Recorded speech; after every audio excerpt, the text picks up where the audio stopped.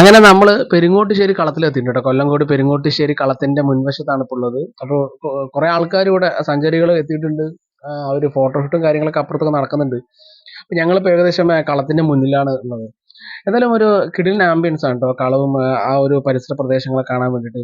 ഇതിന്റെ back side ഒരു കിടിലൻ ആംബിയൻസ് ആണ്, ഒരു രക്ഷയില്ലാത്തൊരു ആംബിയൻസ് ആണ്. അപ്പോൾ ഈ കളത്തിന് എന്താ വെച്ചാൽ പ്രത്യേകത വെച്ചാൽ ഇവർ പണ്ട് കാലഘട്ടങ്ങളിലൊക്കെ ഈ നെല്ലൊക്കെ സൂക്ഷിക്കാൻ വേണ്ടിയിട്ട് ഉണ്ടാക്കിയിട്ടുള്ള ഒന്നാണ് ഈ കളം.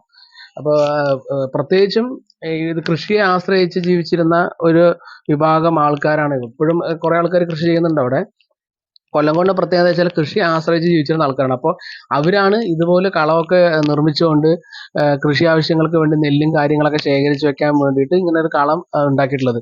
അപ്പോൾ ഇവിടെ നിന്ന് ഭക്ഷണം കഴിക്കും, കുറച്ച് പേര് താമസിക്കും, അങ്ങനെയൊക്കെയുള്ള ഒരു ഇതായിരുന്നു. കൃഷിയും കാര്യങ്ങളൊക്കെ നോക്കാൻ വേണ്ടിയിട്ട് കുറച്ചുകൂടെ എളുപ്പം അവർക്ക് ഇവിടെ താമസിക്കലൊക്കെ ആയിരുന്നു. അങ്ങനെ ഉണ്ടാക്കിയ ഒരു കളമാണ്. അപ്പോൾ ഇതിലൊരു എന്താ വെച്ചാൽ മറ്റു പ്രത്യേകത എന്ന് വെച്ചാൽ ഒരു പാറയുടെ മുകളിലായിട്ടാണ് ഈ കളം നിൽക്കുന്നത്. അപ്പോൾ അതൊരു ഭംഗിയാണ്. ഇതിന്റെ പുറകു വശം എന്ന് പറയുന്നത് ഒരു കിടിലൻ അറ്റ്മോസ്ഫിയർ ആണ്.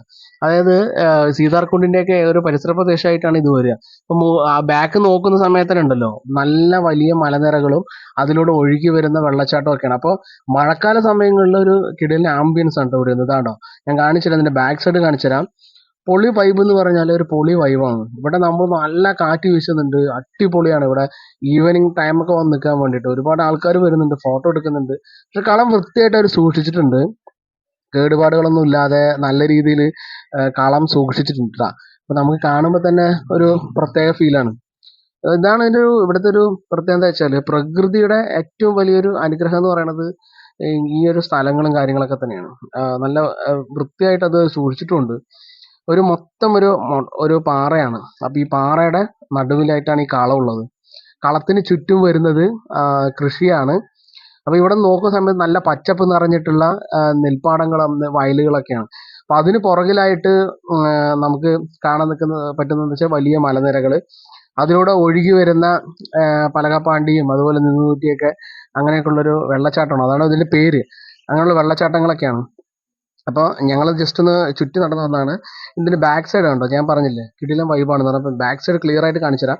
നല്ല കാറ്റ് വീശുന്നുണ്ട്, അടിപൊളി വൈബാണ് കേട്ടോ. ഇവിടെ ഏകദേശം നമുക്കൊരു 5 മണിയൊക്കെ ആയിട്ടുണ്ട്. ഇവിടെ നല്ല കിടിലൻ ആംബിയൻസ് കണ്ട നിങ്ങൾ വ്യൂ നോക്ക്, ഫുൾ പച്ചപ്പാണ്. എല്ലാം അടിപൊളിയായിട്ടാണ് അവിടെ വ്യൂ ചെയ്യാൻ പറ്റുക. നമുക്ക് എന്താ വെച്ചാൽ ഈ വരമ്പിലൂടെ നടന്നു പോകാനുള്ള ഒരു ഫീൽ എന്ന് പറയുന്നത് ഒരു പ്രത്യേക ഫീലാണ്. മലയും ആ വെള്ളച്ചാട്ടവും പിന്നെ ആ പച്ചപ്പ് നിറഞ്ഞ നെൽപ്പാടങ്ങളും.